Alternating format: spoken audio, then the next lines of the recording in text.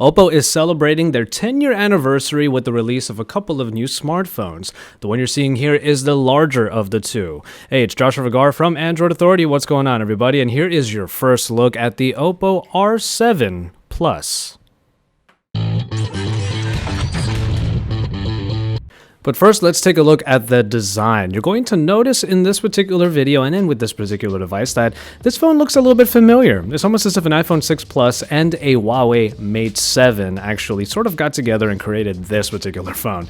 Nonetheless, you have a really nice design all over this particular phone. It is of a metal construction, and you'll have a little bit of a punch on the sides there with a lip that comes out in the chassis, but there are subtle curves on the screen and also on the back. The 2.5D glass on the front covers up the 6-inch panel that comes in 1080p resolution and is an AMOLED screen, so you get some nice colors coming from the Color OS 2.1. On the back, you have what is called a violin arc, where they took the inspiration from the simplicity but also the elegance of a violin, and really that curve is very similar to what you would find on the 2.5D glass that is up front. Yes, you did hear me right that this is a 6-inch display, and as such, you'll have a little bit of trouble handling it in one hand, but that's pretty much to be expected with larger devices like this. But with a very respectable bezel, especially on the sides, you get a lot of handling help when it comes to the R7 Plus. Rather, you'll be using it with two hands most of the time, but at least there are certain functions on here that will help in that regard. For example, you do have a fingerprint reader on the back where your index finger will pretty simply lay, and right above it is the 13-megapixel optics. Thankfully, the button layout falls pretty squarely where your fingers would, with the power button on the right side just low enough for easy reaching, and then the volume rocker on the other side might need a little bit of extra handling in order to reach. But really, this is a very elegant device that comes in silver and also golden colors, and its simplicity really speaks to just how well this particular device was designed. As we get over to the screen, yes, it's 6 inches like we keep saying, but it is also of a 1080p resolution, but an AMOLED construction really makes the colors pop from here. Going through the Color OS 2.1 version this time around that is powered by Lollipop, you'll see that everything looks really nice on here and moves very smoothly thanks to the Snapdragon 615 that is underneath the surface. 3 gigabytes of RAM will help with all of the multitasking that you might be doing on this device, and in our short testing with the device, we did find that its speed was actually really smooth, very snappy, and the 615 is proving itself as a nice processing package even for an affordable yet reliable and pretty speedy device here in the R7 Plus. 32 gigabytes of built-in storage can be bolstered by a micro SD card slot in the tray that can actually work as a dual nano SIM tray as well. So you'll get a lot of connectivity here and also the expandable storage if you so need it.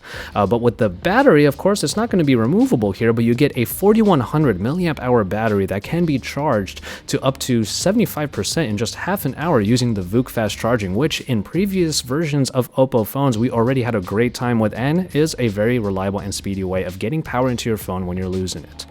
For a phone that is actually quite thin despite its larger screen, the 7.75 millimeter thickness here is actually not quite that heavy on the hand, and really getting from side to side is not that difficult despite the fact that hand gymnastics are going to be needed for the top portion of the device. But really, it's just a very nice, cool feeling phone, and it continues that particular feeling as you get into the software.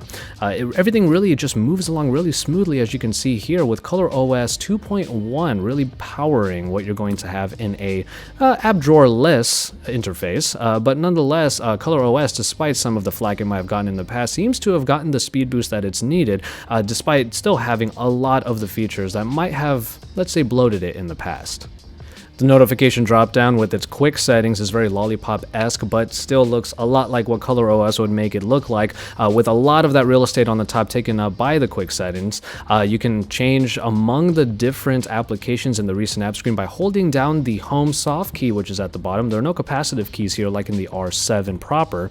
And going through the interface without the app drawer, it's a little bit of a bummer, but you still get a lot of nice media pages, as you can see over on the side all the way to the left. And finally, in camera, we're obviously going to have to save our testing for when we get our own unit of the R7 Plus, but the camera interface already looks quite nice and is really easy to use with very few elements on the viewfinder. You can just hit this one button over on the side and you'll get to all of the different features that you may already be familiar with from phones like the N1, the N3, and the Oppo Find 7.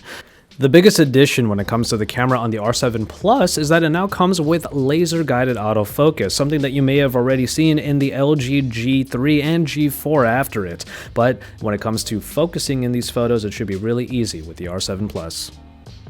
And finally, the sensor, which is basically a ISOCELL sensor, is able to capture the colors of RGB and W. Basically, what this means is that the photos will have a little bit less noise as they claim, but also the color production should be a little bit more accurate in these photos.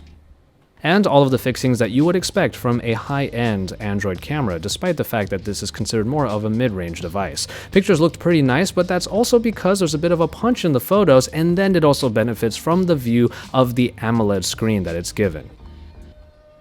Despite its more mid-range tendencies, the larger screen for even more real estate for work and play, what looks to be a pretty good camera experience and a faster color OS underneath really makes this sub-$500 phone feel like a bit of a steal, especially how sturdy and how nice it feels and looks.